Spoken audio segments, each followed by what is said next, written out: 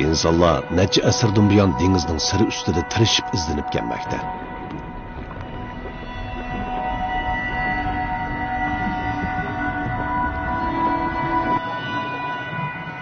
Olimlar o'zlari bayqagan jonliqlarni turiga ayirib ularga ism qo'yadi. Bu bir murakkab xizmat.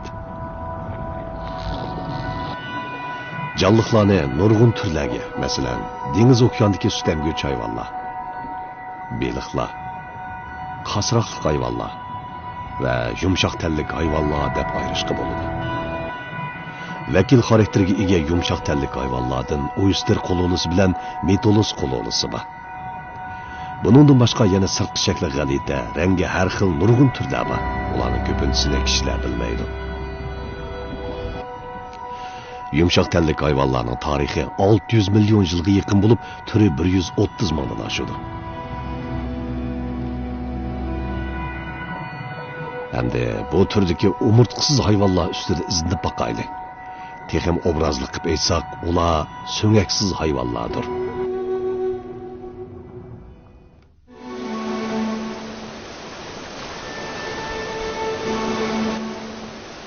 Aval sahildan boshlab kuzatadigan bo'lsak, bu quruq qo'loli qoplari ilgari dengiz okean jonliqlarining turalg'usi edi.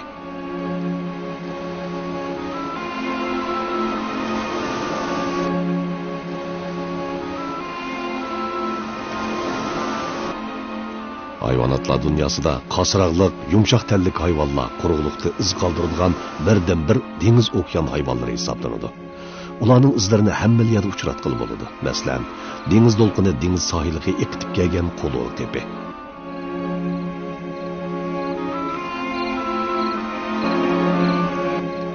Bu qo'lol qoplari, qo'lol qopliq qisqushpaqi qatorli qasroqli hayvonlarning makoni.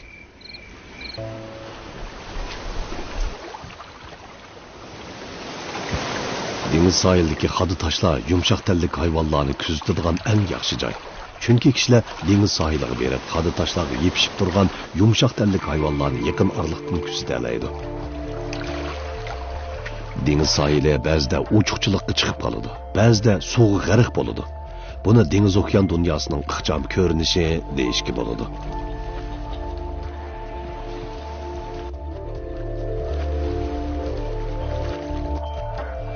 Dengiz to'lqini qirg'oq shiddat bilan urilib, bu kichik hayvonlarga qilchim rahim qilmaydi.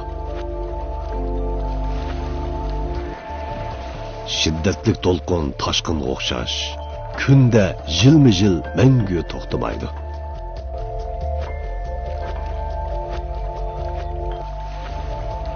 Bu xil qosh tishi qo'lolisini yeyishga bo'ladi. Uning menga surati ancha asta emas.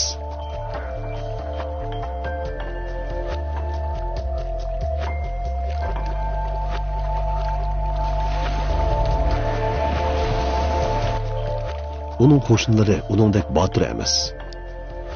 Bu danchi qo'lolilar, qopli qo'lolilar deb ataladi. Ular toshning yuziga ching yepishib oladi. Konus shakllik sirqi kepini toshga kapsharlayotgandeklar ayrig'ili bo'lmaydi.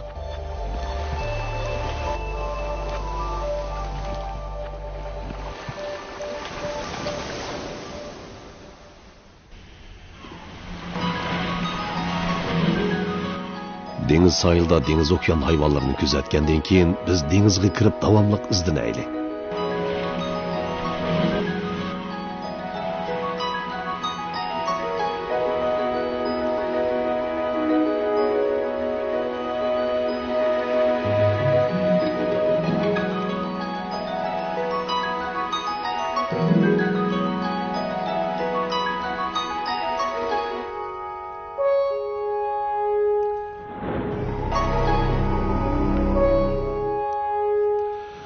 Biz dengiz ostiga sho'ng'idik.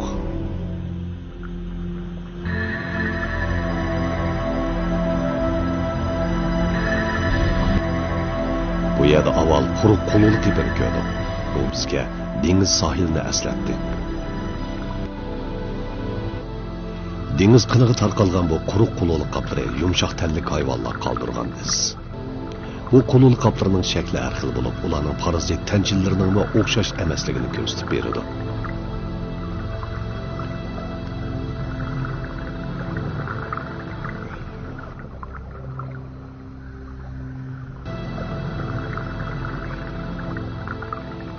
Dengiz qirg'ig'ida ularni kuzatish nihoyat oddiy, lekin suv ostidan ularni izlash nihoyat tez.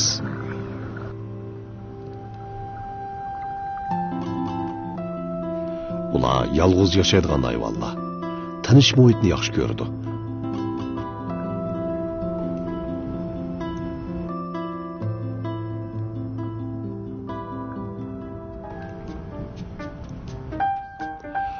Barliq yumshoq tellik hayvonlarning badani nihoyat yumshoq, lekin ularmi puxta qepi orqali o'zini qo'g'dab, ovchilarning hujumidan mudofaa ko'rdi.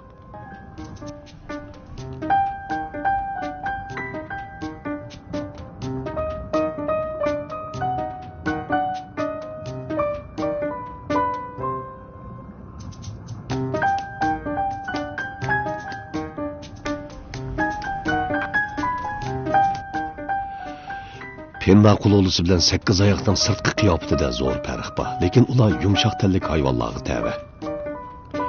Ularning o'rtaq ajdodi kim? Ular mushundaq o'xshash bo'lmagan yashash usuliga qanday moslashgan? Biz ba'zi turlarni yanada ancha tushunib ketmaymiz. Bu nima uchun?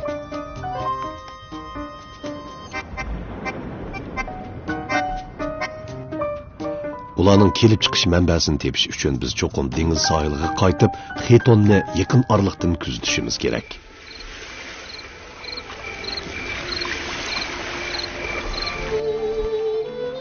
Suv pasayganda ular sirtqa chiqib qoladi. Shunga ularni texmi o'ng'ay kuzatgili bo'ladi. Xiton elipс shaklida bo'lib, tenining uzunligi 2 sm dan 4 sm gacha bo'ladi. Xiton bilan barliq yumshoq tellik hayvonlarning o'rtaq ajdodi eng tayin o'xshashib ketadi.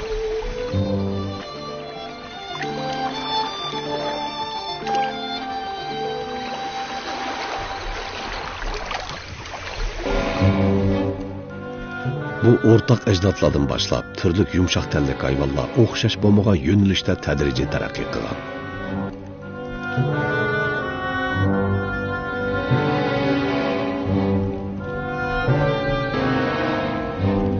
Tədrici taraqqiyot jarayonida ba'zi yumshoq tellik hayvonlarda o'zaro tutashgan ikki tal sirtqi qop shakllangan. Agar xatarga uchursa sirtqi qepi darhol yepilib qoladi. Bu yumshoq tellik hayvonlar qo'sh qasroqliqlar deb ataladi. Ularning tenida ikki to'shik bo'ladi. Shunga sumirgan dengiz suyidan oksigen va ozuqliqlarga erisha oladi.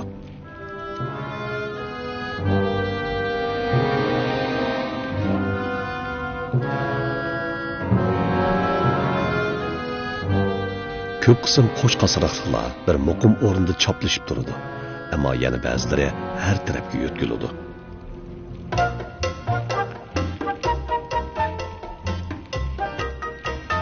Yumshoq tellik hayvonlarning yana bir turi qo'soq putliqlar. Bu ism qadimgi Yunon davrida qo'yilgan bo'lib, qo'soq qismidagi put degan ma'noni bildiradi. Ular qo'soq qismidan uzrab chiqqan puti orqali o'milyalaydi. Bu qo'soq putliqlar atritining aloyidligi. Bu aloyidlik ikki turdagi dengiz okean qo'soq putliqlar atritidagi hayvonlarda ifodalanadi. Ular dengiz qulolusi va bog' qulolusi.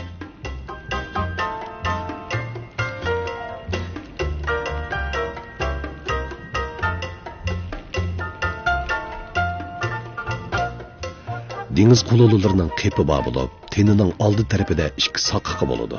Ular bu ikki soqoq orqali nafaslanalaydi. Tadrijiy taraqqiyot jarayonida nafaslanish a'zosi va yuragini qo'g'dash, dengiz ostida o'milib yashashga moslashish uchun bu qo'soq putliqlar atritidagi hayvonlarning ichki a'zolari yugalmi shaklda joylashadi. Shunga ularning maqti cho'qqisida bo'ladi.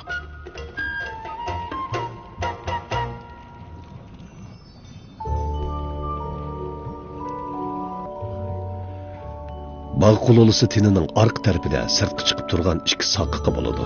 Bu yalang'och soqoqliqlar kanja atritidagi hayvonlarda nihoyat ko'p uchraydi.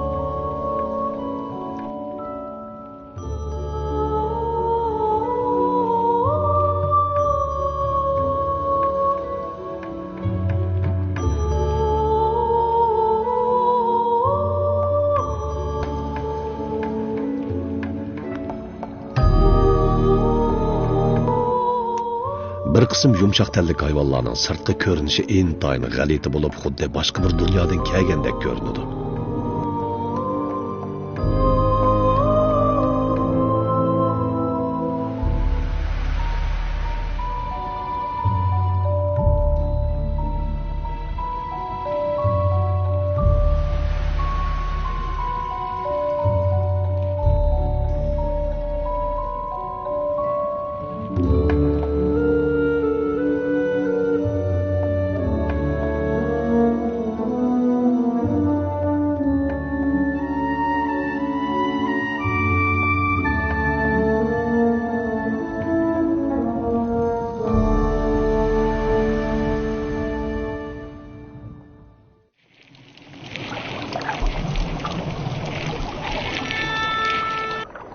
Yana bir xil yumshoq tellik hayvonlar bor bo'lib, ular bosh putliqlar atriti deb ataladi. Ularning putlarining bir qismida sho'rg'uvchi taqsilik sezgi qo'li bor. Tapinining o'rni bosh qismidagi og'zining atrofida bo'lg'ashqa shunday atalgan. Grek tilida boshdagi put degan ma'noni bildiradi. 8 oyoq loligo siyobeliqi va siyobeliqning hammasi bosh putliqlar atritiga tava. Siyobeliq tez suratda yo'tkilish uchun uning sirtqi qipi rodmetlashib ketgan. Ularning badanini o'rab turg'ini qop pardasi. Azroq saqlanib qolgan qepini garchi ko'ngil bo'lmasa-mu, ammo yanada mavjud.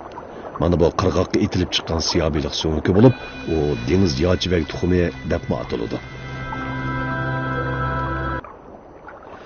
Yumshoq tellik hayvonlar o'zining turmush shakliga asosan asta-asta tadrijiy taraqqiy qiladi. Hamda ehtiyojiga asosan ishki a'zolarini tangshaydi.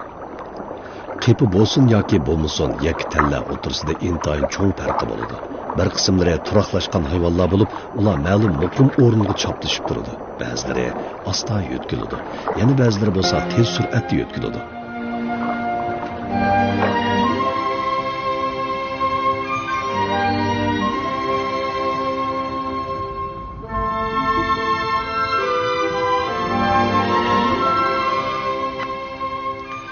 Ammo ularning o'rtaq bir aloyligi bor, ya'ni bayqilib kelishni yoqtirmaydi. Ular o'zlarini yoshirdi yoki tor teshiklarga kirib oladi.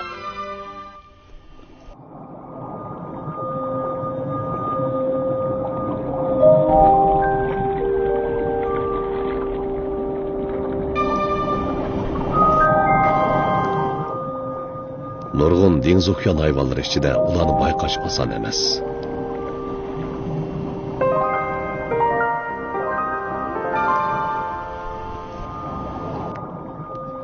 Kishilar doim yumshoq tellik hayvonlar ko'ralamdi, ularning ko'zi bormi deb so'rashadi. Bosh putliqlar bizga qadilib qarab turayotgan bo'lib, ulardan gumonlanishga amalsizmiz.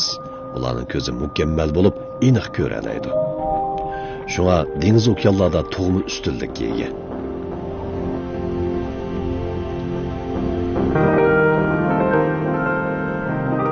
Bosh putliqlar atrofidagi jonliqlarning ko'zi sut emguvchi hayvonlarning ko'ziga o'xshab ketadi. Ko'z qarchug'ini yipib ocha oladi.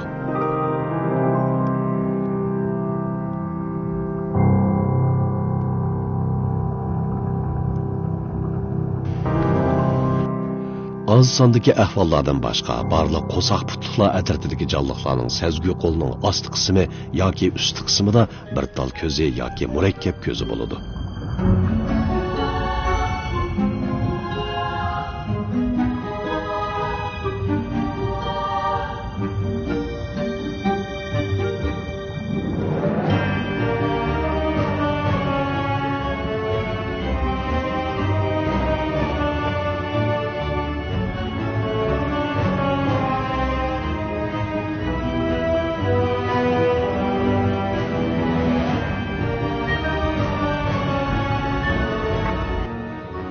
Masalan, yalang'och saqoqliqlar atrofidagi hayvonlarning ko'zi bor bo'lsa-mu, lekin ular asosan degidek ko'ranmaydi.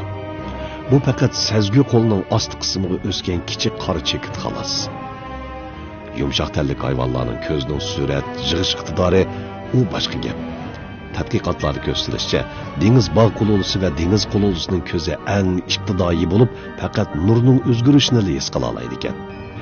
Belki ko'rish quvvatining ojizligini to'liqlash uchunmikin, ba'zi yumshoq tellik hayvonlarning ko'zining ustunki tarafida sezgi mungizi bo'ladi. Bu Bu müngüzü bilen ular başka hayvanların şəbsini ve puruqını sezerleydi.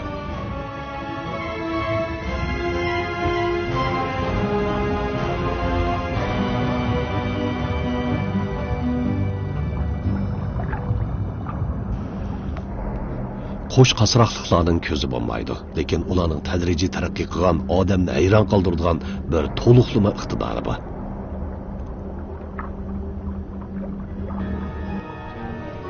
Bu tashqi qop pardasining qirlariga qator tizilgan qizil rangli sharsimon narsa amaliyotda sezgu a'zosi. Ba'zi qo'sh qasraqliq hayvonlarning tenida yuzdak sezgu hujayrasi bor bo'ladi. Bu hujayralar nurning o'zgarishini bildiradi. Masalan, ovchilarning soyisi degandek. Ba'zi yumshoq tanlik hayvonlar midirlamaydi. Ular ikki marjonning orasida chaplashib turadi. Suv kirish to'shigi va chiqarish to'shigi orqali dengiz suyini sumiradi. Ozuqliq va oksigen qabul qiladi. Marjonlarga chaplashib turgan ba'zi yumshoq tanlik hayvonlar asta-asta harakatlanadi. Buni biz odatda ko'rmaymiz. Masalan, xiton faqatla midirlamaydi, lekin yuqori sur'atli telekamera orqali ularning harakatlanayotganligini ko'rgili bo'ladi. Selanlar qo'l olusimi midirlaydi, lekin nihoyatda qisqa orliqda midirlaydi. U eng dastlabki o'rindan taxminan 1 metrdan jiroq orliqqa bora oladi. Pinna qo'l olusimi asta necha metr orliqqa bora oladi. Yeshining cho'ng'iyishi bilan bu qo'sh qasraqliqlar cho'nqur suv rayoniga to'xtamay yo'tkiladi.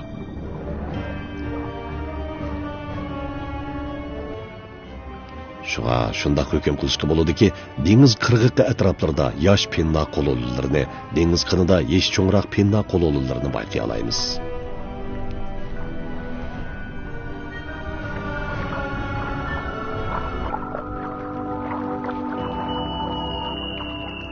Dengiz okeanidagi qo'soq putliqlar atrofidagi hayvonlar puti bilan o'milaydi. Bu ularning birdan-bir harakat a'zosi. Ularning puti yepishqa suyuqlik ajratib chiqaradi. Bu uning yo'tkilishiga foydaliq. Qo'soq putliqlar atrofidagi hayvonlarning putida nurg'un taq hujayralik shilimshiq suyuqlik bezlari bo'lib, suzuk yepishqoq suyuqlik ajratib chiqaradi. Bu xil yepishqoq suyuqlik dengiz suyida osonlikcha erimaydi. Ularning tez ham chiroyli seyrilishi mushu yepishqoq suyuqliklarning to'kpisi.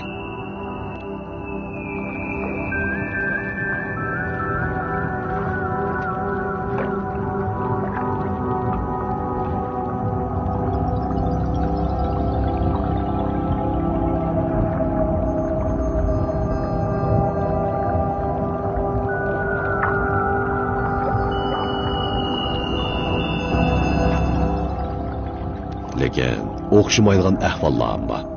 Sazangsimon qo'ldo'la tinish turadigan qo'soq putliqlar atrofidagi yumshoq tanlik hayvon. Ular tog' jinslari yoki marjonlarning ustidagi naychida yashaydi.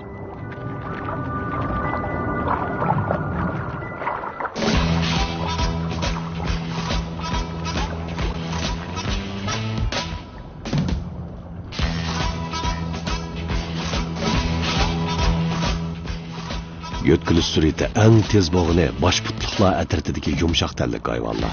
Ular xuddi badaniga reaktiv motor o'rnatganga o'xshash tez sur'atda o'zadi.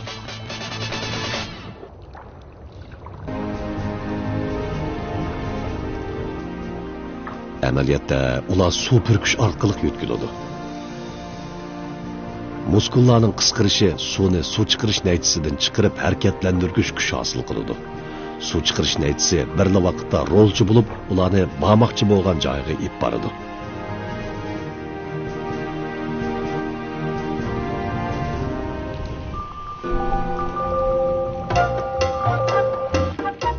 Ba'zi qo'sh qasraqliqlarmi mushuning o'xshash ishtirish usulini qo'llanib, ovchilardan o'zini qochiradi. Bu qo'sh qasraqliqlar sirtqi qepini itish va yepivilish orqali o'zini tez sur'atda olg'a siljitadi. Qarmoqqa u sakrayotgandek ko'rinadi.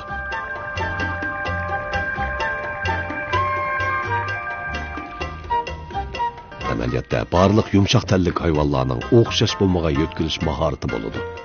Ularning yo'tkilish usuli ozuqlanish usuli bilan zich munosabatlik.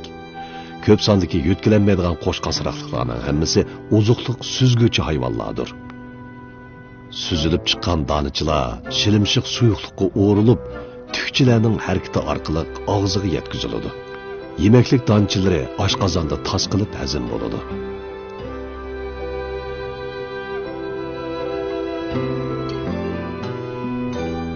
Bu xil usulda dengiz suyini süzüşdə nəfəslanish və ozuqlanishdan iborat ikki maqsad bor.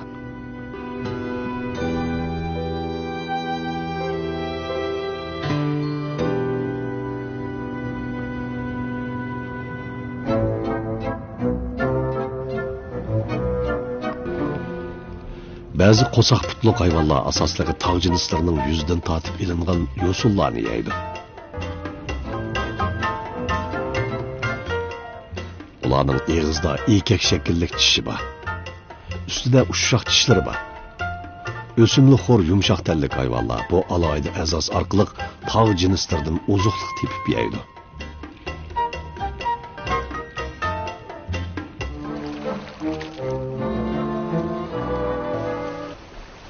Tağ cinslarda yaşaydigan sellana qulolusi shundoq bo'lib, tili bilan ozuqlanadi. Sellana qulolusining tili alayda uzun bo'lib, taxminan sirtqi qop uzunligining 1,5 metrga to'g'ri keladi. Shuningla o'rindan yo'tkalmayla keng doirada yemeklik topa oladi.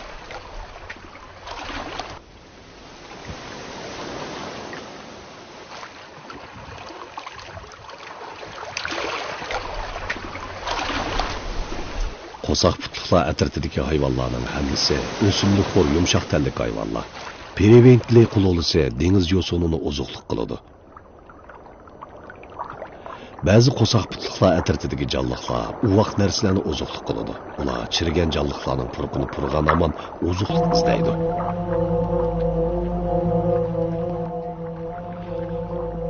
Bu o'lik biliq tabiat ato qilgan esil yemeklik. Ular birlikte bu beliqdan bahramon bo'ladi. Yegili bo'ladigan barliq narsalarni yeb yetadi. Shundoq bo'lganda dengizdagi hayvonlarning jasadini bu tozalag'ili bo'ladi.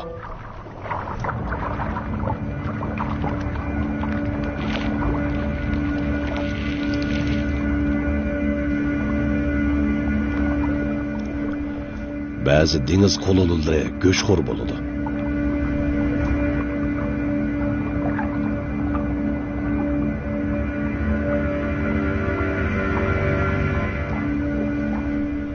Bu qo'rqinchli ovchilar tilini muskuli taraqqiy qilgan uzun burniga aylantirib, qo'luli qepini teshib etalaydi.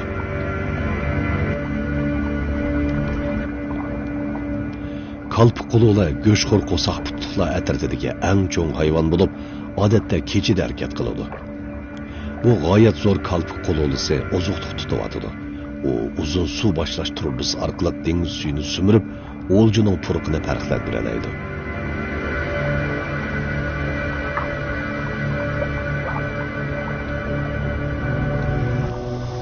Siyobeliqning tili xatarlik nayziga aylanib qolgan bo'lib, kichik xamilyonning tiliga o'xshaydi. Mushundaq til bo'g'ashqa siyobeliq jiroq orliqdan ozuqliq tuta oladi. O'lji bo'lsa, o'zini yanla bexatar doirada deb qarab, hushyorligini bo'shashtirib qo'yadi.